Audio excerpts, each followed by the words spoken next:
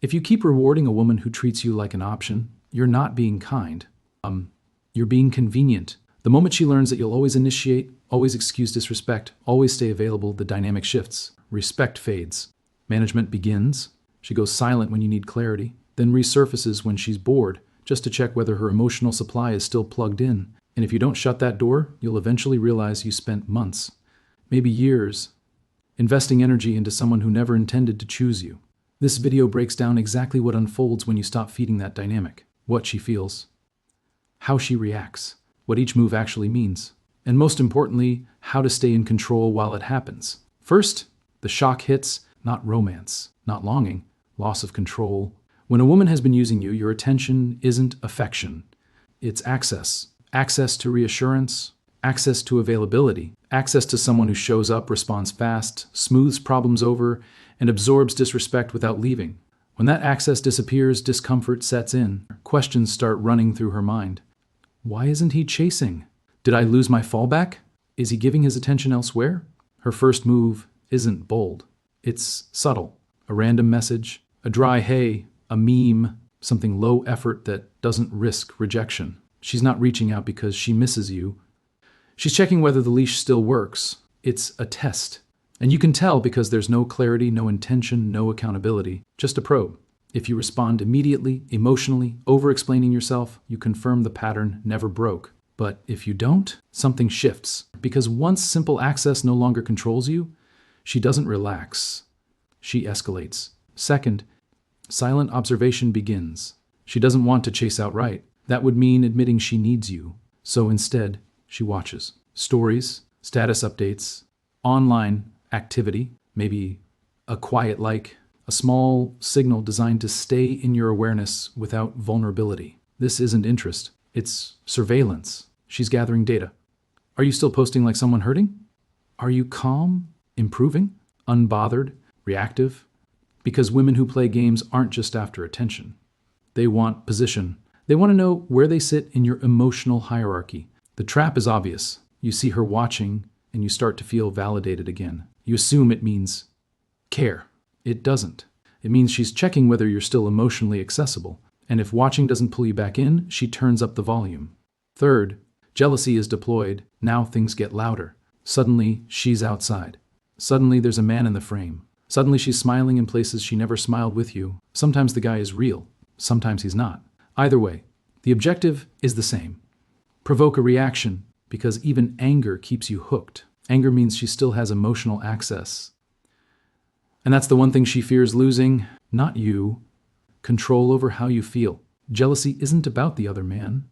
It's about dragging you back into competition, back into explaining yourself, back into chasing validation you already gave too freely. That tight feeling in your chest when you see it? That's not love being threatened.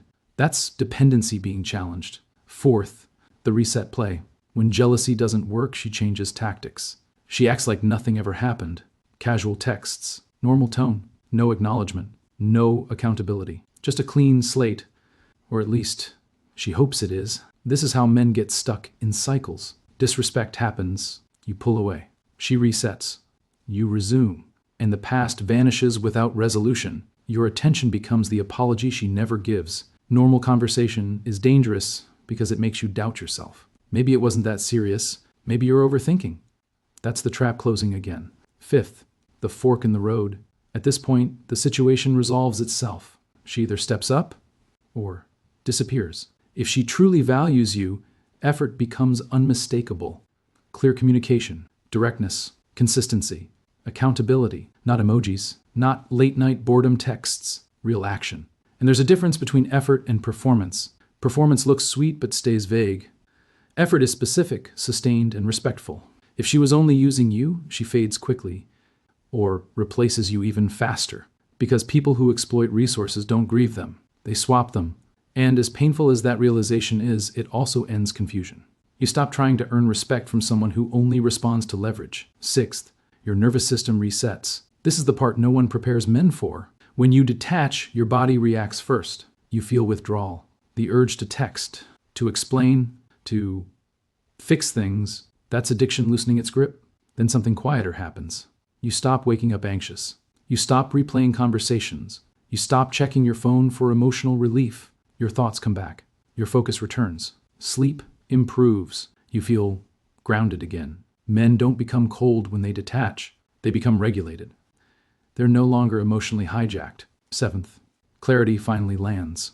And once your emotions are back under your control, the truth becomes obvious. If she respected you, she wouldn't need to lose you to change. If she valued you, effort wouldn't appear only when you withdraw.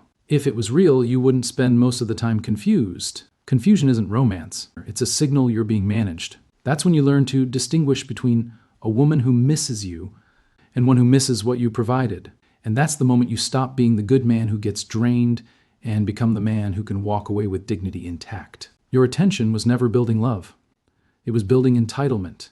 And the moment you stop feeding entitlement, it loses its power over you. Don't react emotionally after this. Don't send explanations. Don't post for revenge. Don't try to teach a lesson. Stay still. Observe. Her next move will tell you everything. If this helped you, pass it to one man who's being used as an emotional convenience. Because attention is powerful, but only when it's given to someone who